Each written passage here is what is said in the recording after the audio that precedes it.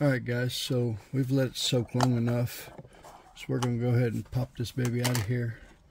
I gave it a small scratch test there a few minutes ago with my tweezers here, just to see if it looked like it was ready to strip.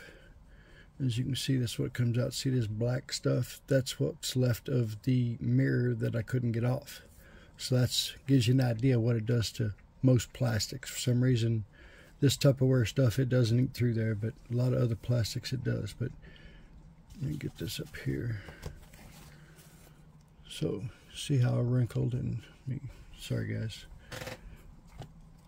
Trying to get this where you can see it. There we go. How wrinkled up the paint is. Most of it is anyway. Some of it along the side of the bed's not so wrinkled up, but I think it's ready to come off. So,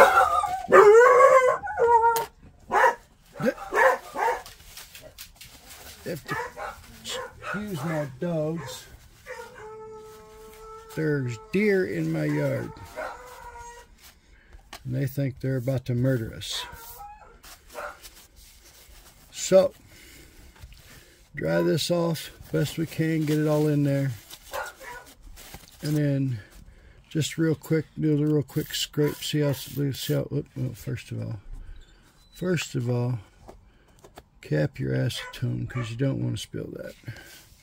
Remember, you're going to make a mess with this, so do it outside. Me, I have the option I can do it in here. So that's one way to do it. We're going to do it the express way. So let me give me a minute here, and I'll be right back, because you don't want to see this. Alright guys, I finally got her stripped. Went over with my wire wheel on my drill, followed up with my wire brush, and then after that I took my knife and I scraped all the really tricky parts that the brush wouldn't get to. So what we're going to do here is we're going to cut this back cab off. You can probably see simpler here on this. We're going to leave, well, maybe not. Where's my pointer? I'm going to try to leave this post so that I got something to glue the window to.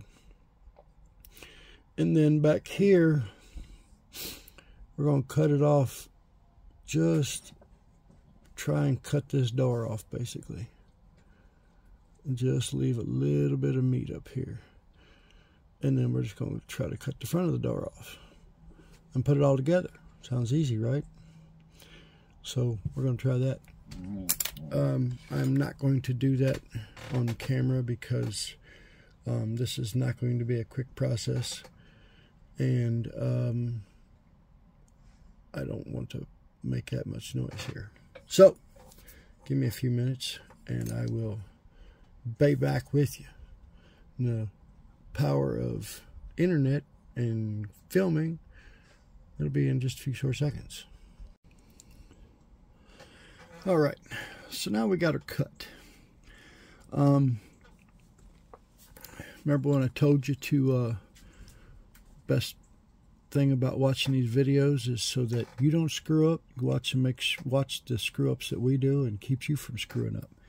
So do you notice anything different here between the cab and the bed? They look a little different colors. That's because they are. So what did I do wrong? When I cut the cab, do you see where I went wrong here? There's just not enough room between the door and the back of the cab. I don't like that. I don't like that at all. So luckily, like I said, I have another truck. So I had one of the police dualies, and I stripped it down and I cut the cab off of it. And what I did differently, see, the bottom one is the first one I cut, the top one is the second one I cut. See how much more meat I left on the top one than on the bottom one? That's where I went wrong. I needed to leave more meat on it. So now that we've got the new one cut and we put it together, it matches pretty good. Now the cab door, all honesty, yes, it's going to be a little longer. But you know, if it's a truck you're building and you like it, who cares if anybody else likes it? I am to that point. I build things the way I think they look good. A lot of people like it because they seem to buy a lot of them, but I think this is the best way to go. Leave a little more room on the back door here. See, so now you got a little more room. Now I still have to do a little bit more filing and sanding, and we're not 100% there yet, but we're close. So when I do get close, all we have to do is file off this door handle off the back here, fill it in with a little putty, and no one will ever know it was there. Top lines up pretty good. We just got to get a little bit of putty in there. And then when we get it around this side, if I can hold it back together for you, got a little bit of meat there. So like I said, this is going to be just a touch bigger than a normal cab would be, but it's not going to be that noticeable once we get everything filled in, get the windows back in, get the back of this door handle filed off and filled in. It's really going to be hard to notice that this cab is just a little bit longer. So now I think it's going to look pretty good. It's coming along good. Like I said, it's a long way from being done. I still got a lot of filing, a lot of sanding to do to try to get that gap as tight as I can possibly get it, so that when I glue it together, I don't have to use so much glue. That's the point, is to try to not use so much glue. The less glue you use, the better it looks. See, we got a little bit of a gap on this side. It's not big, but a little bit of a gap. Once we file that all together, we'll suck that gap right in there nice and tight. Cab will fit. We'll be in good shape. This is taking a little longer than I thought, guys. Last couple of weeks I have not been able to film anything. I've been going back and forth between Ohio and West Virginia. My father's not doing too good. So anyway, these videos are going to be short, and they're not going to be very, how do you say, consistent for a little while. I hope you hang in there with me. I'm trying to plan something big for a 1,000 subscriber giveaway here, hopefully soon. So we'll try to get that together and build some more trucks. I got something going that I might be starting a diorama soon, if I can get this space. So we'll see. Hang out, guys and gals, and hope to see you soon.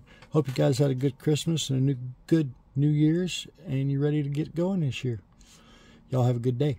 Bye.